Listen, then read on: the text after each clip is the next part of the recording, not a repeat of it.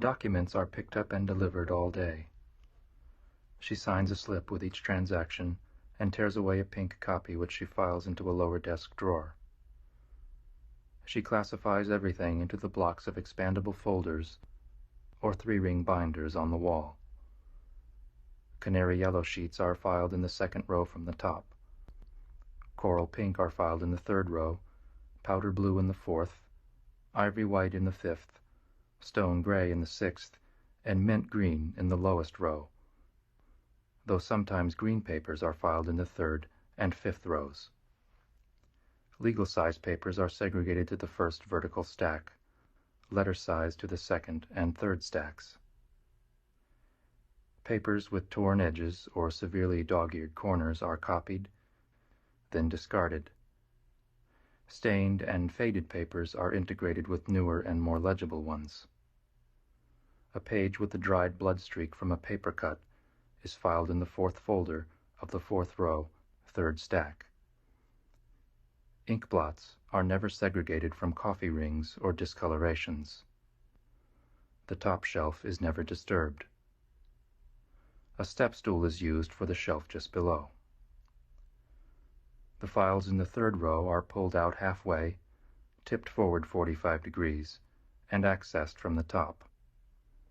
The next row is tipped 30 degrees. When a file is extracted from the lower shelves, the one to the right is pulled out a fraction to mark its position. When returned, she kicks them in with the inside of her right foot, sometimes with the leading edge reversed.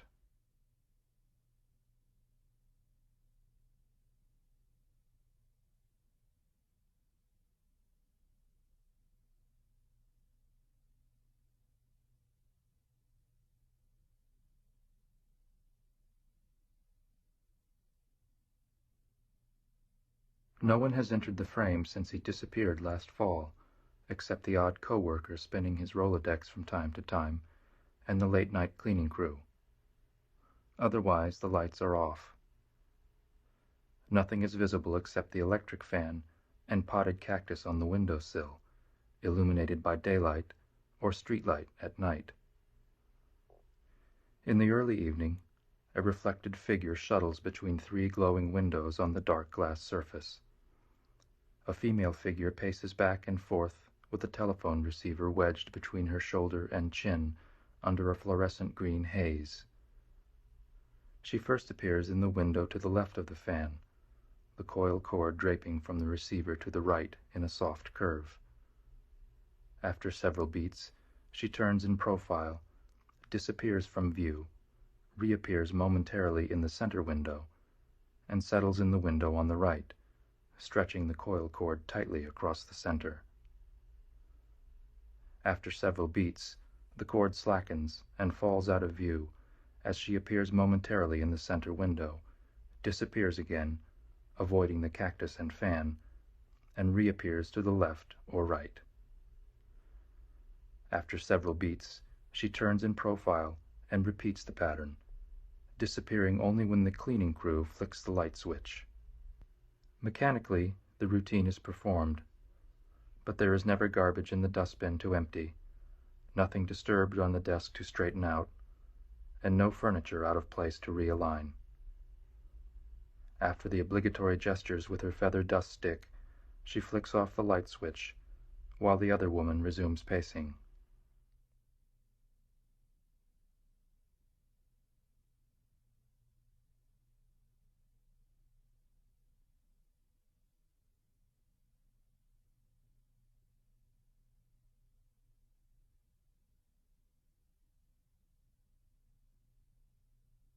He centers himself in the frame with his trophies neatly displayed behind him.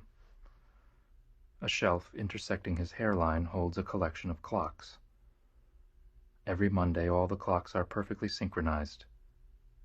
The 2 digitals remain in sync through the week, but by Wednesday the 3 analogs are already lagging. The twin black clocks are 2 minutes behind the digitals. The brass clock with lion's claws lags by 3 minutes.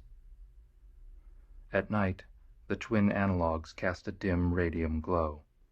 Other round objects share the same shelf, like the clear crystal sphere and the shiny golden egg balanced on its tip. The top edge of the framed certificates aligns with his starched white collar. He often assumes boss poses, crossing his arms while rocking back in his chair, or nodding his head diagonally as he straightens his tie, pressing it flat against his chest. He sometimes reaches backwards, and in one clean swipe retrieves a golf ball perched in a golden tee on the shelf behind. He rhythmically tosses the ball, catching it without a glance. The 727 over his shoulder points west and marks a horizontal limit which the arc of each toss barely reaches. The second jet points west several degrees from the first, its nose cone aligned with the pig's snout. Directly below are 3 black binders with round metal pinheads symmetrically dotting the tops and bottoms of the spines. A 4th binder leans toward the tapered beer stein with the red insignia, its handle rotated perpendicular to his outstretched throwing arm.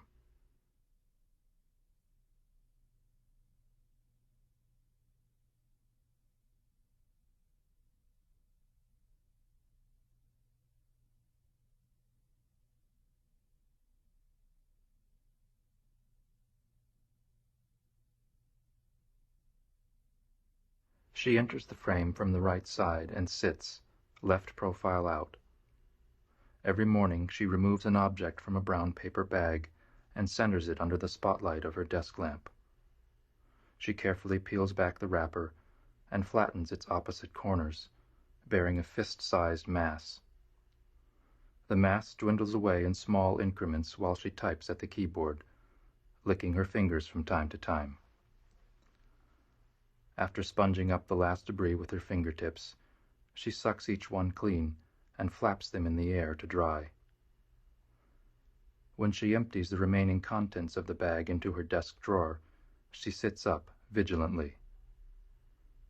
As she types, she dips into the drawer frequently, each time palming a small item, unwrapping it using her teeth, sucking it into her mouth, crumpling the wrapper, and discreetly dropping it into the trash. The drawer opens and closes, her left arm pivoting between her drawer and mouth, like a single wiper across a windshield. She disappears frequently. At lunchtime, a delivery boy appears with a bag the color of antifreeze, with a blazing orange logo on the side, the same boy every time. They chat, she pays, he nods and leaves. She organizes the contents of the bag into the desk drawer. For the rest of the day, she opens and closes the drawer, periodically bringing her hand to her mouth, then a 180-degree pivot to the trash bin. Before she disappears at night, she stuffs the remains from the drawer into her handbag and empties the trash bin into a receptacle in the adjoining office.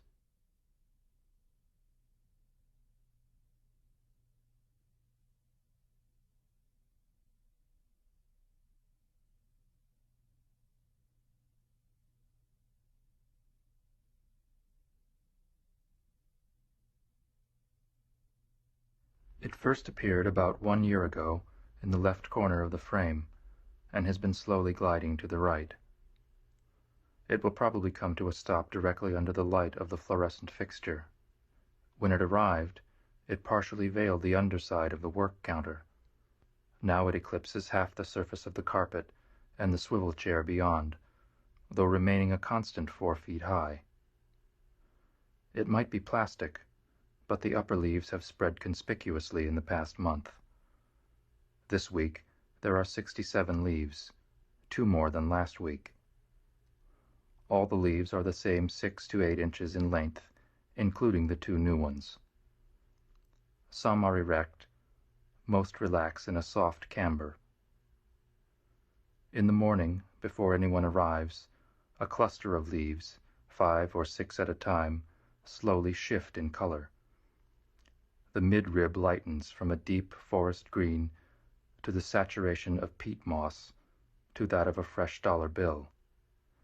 The rest of the leaf, the blade, the veins, the margin and tip follow suit. The shift spreads to the adjacent leaves sharing a common shoot, then to the adjacent shoots, usually counterclockwise in sequence.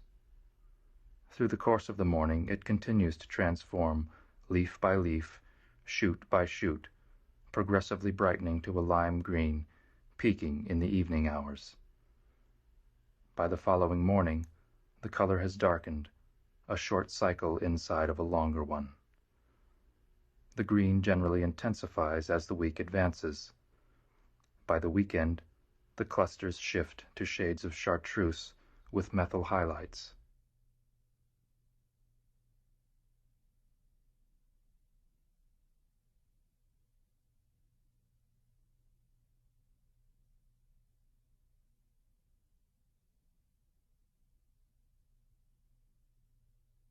They come and go, young, old, fat, thin, homely, glamorous, fitting every possible description. They're always directed to the same upholstered chair, facing out. Sometimes they wait half an hour before one of the regulars appears and takes the red swivel chair opposite the desk. Few ever leave their seat. Fewer still look around to the back. While they wait, they look out. Some eyes scan in a gridded manner, left to right, top to bottom. Most eyes dart randomly, left, up, back, right, down. Their hands are usually animated. Different hands, different actions. Like the agitated young man tapping irregular rhythms and scratching the backs of his hands erratically. Or the fidgety woman picking at her cuticles with her claw-like fingernails. Or the middle-aged man compulsively twisting his wedding band in circles with his thumb. Or the twitchy bald man stretching and snapping a rubber band with his outstretched fingers. One woman retrieved a golden crucifix from her bag. She twirled the stem between her thumb and forefinger, each gyration casting a blinding glint of light. Intermittently, she coiled the fine gold chain around one finger, then let it slip, permitting the cross to dangle and spin. When the regular arrived, she began to fondle the cross with her left hand, tracing its perimeter with the index finger of her right. Up, over, down, across, back across, slowing down at the outside corners and lingering slightly at the inside corners.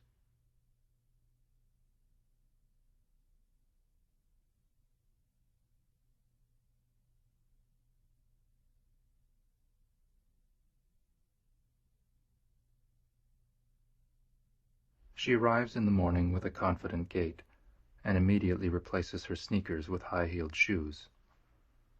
Her stride shortens and turns precarious, now landing each step with a slight wobble. During the day, she frequently inspects her face in a compact that she keeps in her handbag on the floor, always refreshing her blush and lipstick. Sometimes she glances at the mirror in her top drawer, adjusting her hair and mascara. Before leaving at night, she examines herself in the surface of the glass. She poses, looking forward, then obliquely to the left, then to the right. Her eyes remain fixed on the same spot. She backs away, sucking her stomach in, turning left and right, then relaxes, letting it balloon back out. She tugs on her hose, adjusts the elastic strap of her bra, and fixes her shoulder pads. With her hands on her hips, she shifts her weight from leg to leg, turning in three-quarter view. Then she leans forward into the glass and applies fiery red lipstick. Circling clockwise from the center of her upper lip, she traces a short arc, then a long one for the lower lip, then a short one brings her back to the start. Her admiring inspection turns to a series of poses with minute variations. When satisfied, she freezes the pose for several seconds and turns away. Recently, before leaving, she leaned into the glass and exhaled, then drew a symbol in the light fog.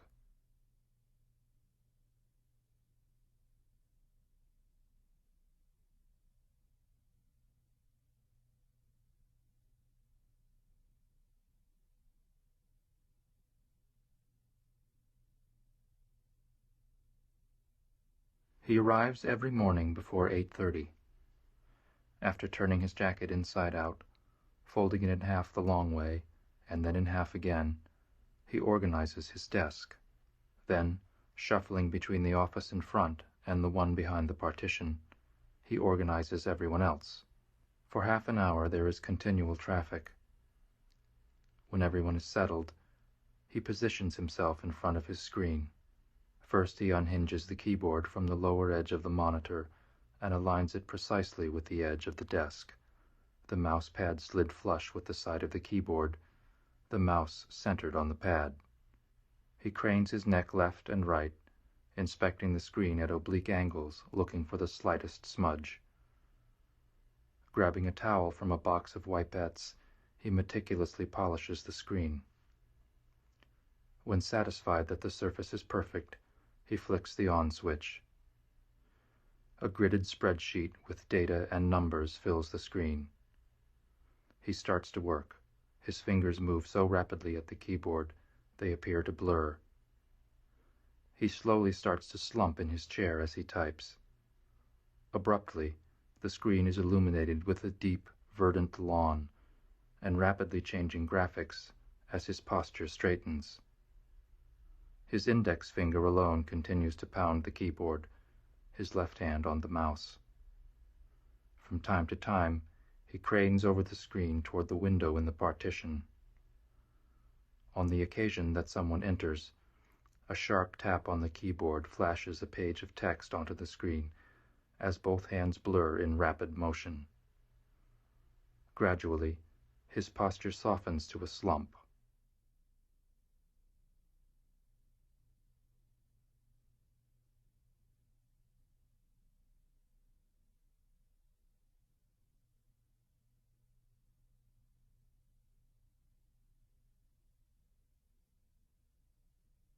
Just after midnight, the barrel cart appears. Its two front wheels oscillate rhythmically to the cadence of her stride. She steers the cart, bumping into the doorframe, jerking the murky liquid in the bottles on the top tray. She tears 14 consecutive paper towels from a roll and places 2 at a time in a diamond pattern down the center of the table. Then she takes out a wadded lump from a flap in her uniform, peels apart the 2 layers, and slips one onto each hand, tugging between each finger. Then, grabbing the neck of the shiny metal canister from the cart, she depresses the nozzle, oozing a viscous green gel onto the table surface. In looping calligraphic curves, she draws patterns, stretching her arm across the width of the table, advancing along its length. By the time she reaches the opposite end, the gel at the front has already swelled into a thick white foam. Sometimes she writes messages in a cursive script, but obliterates them before they can be made out. She lifts one towel at a time, interrupting the pattern, and rubs the foam in a spiraling motion until the towel has withered into shreds, and the foam is reduced to a glistening film. With the second towel, she burnishes the area until her reflection distinctly pops to the surface. She works the table clockwise section by section. After the last towel is used, she circles the table, arching forward while inspecting her unbroken reflection. She peels off each glove, snaps it right side out, then wads both into her pocket.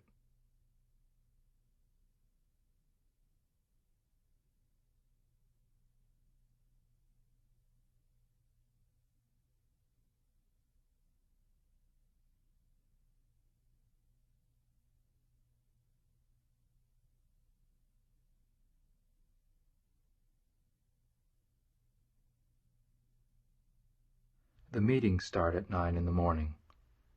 He takes the chair near the entry and rocks back to catch glimpses of legs passing by in the hall.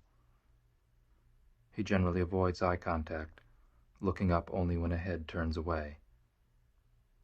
The typical day is spent alone at the keyboard, in front of the window with the office entry over his left shoulder. He works, chain smokes, and watches, typically one spot on the glass just over the monitor to the left. At the very moment someone enters the office, as if cued, he looks at that spot. When a woman enters, his eyes continuously track her reflection. At night, he turns the room lights down. Often his head faces the screen, but his eyes contort expectantly in the direction of that spot. In the latter part of the day, he tips down the picture frame on the top of his desk.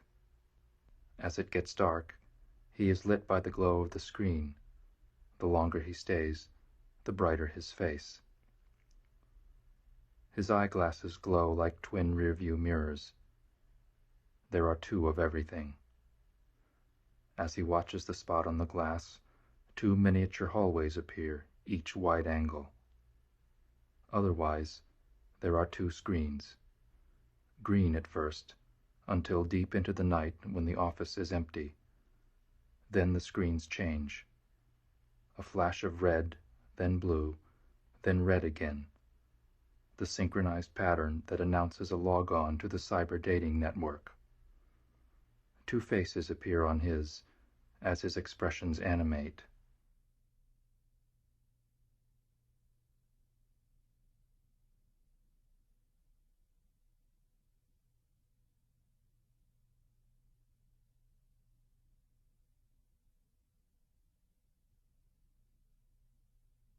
She uses her hand as an iron to press everything flat. Letters folded in thirds, crumpled or torn sheets, papers distorted by fastenings. Fax paper is drawn across the sharp edge of the desk to remove the curl. Each flat piece is placed tactically on a section of the carpet, or the top of the highboy, the bookcase, or even the typewriter, the computer, and fax machine. The desk blotter is obliterated first. The left corner of the frame, the right corner, and the center are systematically erased with stacks of memos, copies, computer printouts, and spreadsheets. Post-it notes fill the gaps, plugging any trace of the original surface. From the blotter out, she takes over concentric fields, advancing to the outer edges of the desk, then to the chairs and work counters. Recently, she covered the pea-green carpet with 26 piles of paper brought in by secretaries and errand boys during the day. Each unit of cover was placed side by side and offset 5 inches from the previous unit until the floor was eradicated with the systematic patchwork of tiles. Index cards, Rolodex inserts, filofax sheets, and post-it notes held the weak borders and sealed the seams between stacks. Only a few gaps of the carpet leached out through the odd residual gap. By the end of the day, the surface was freed progressively as she stacked the units in the left chair, rotating each 90 degrees from the other.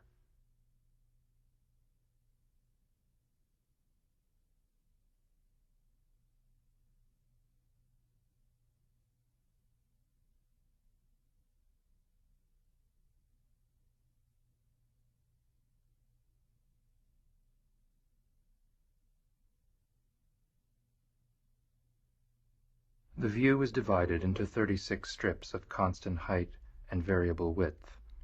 The voids are largest when the strips are perpendicular to the glass, and reduced to a sliver and further to nothing when rotated parallel. But they are rarely parallel. In the open position, the strips are mostly regular, except for the first, second, and third from the left, which sag and twist, producing uneven voids. 9 through 17 slice activities in the far workstation into 10 equal parts, all perfectly synchronized. At the start of each day, fragmented bodies occupy 9 through 21. Some vegetation is visible from 23 through 29. Everything and every action is mapped. Weeks ago, the object with the chalky green patina divided in 7 was simply cut in 2 when rotated in profile. A ghostly stream of cars and bodies crossed the glass, mostly moving east. In crossing the 8th or 9th strip, the moving forms stutter slightly and continue a fraction lower. When the strips are closed, the imperfections grow. The brighter the day, the more each speck of dust, each spot, streak, smudge, or glitch breaks the continuity of traffic. One gray day in the late afternoon, the strips were shut, and the ghostly stream faded. The regular rhythm was broken by a tapering void made by an unknown object wedged between 22 and 23.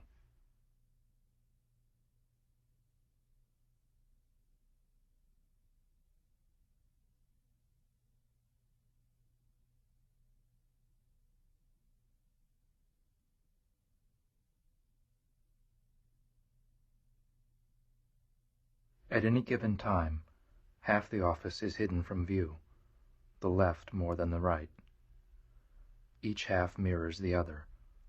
A long work counter split in two, a pair of identical desks, a pair of upholstered swivel chairs, one in black, the other taupe, and a pair of gray side chairs. Duplicate objects occupy both desktops: two staplers, two tape dispensers, two Rolodex files, two black phones. They share the office, one to either side, though only one is exposed at any time, except for the odd limb that flashes into view. Otherwise, an invisible line divides the space. The one on the left wears brown cordovans. The one on the right wears brown loafers, but sometimes cordovans. The one on the left parts his hair on the left, writes left-handed, and usually holds the telephone receiver in his left hand.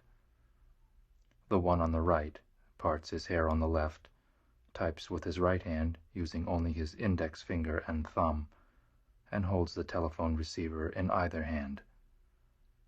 He fidgets as he works, swiveling erratically in his chair, 12 degrees to the right, 23 degrees to the left, 6 degrees to the right. When he stands up, his sticky chair records the angle every time.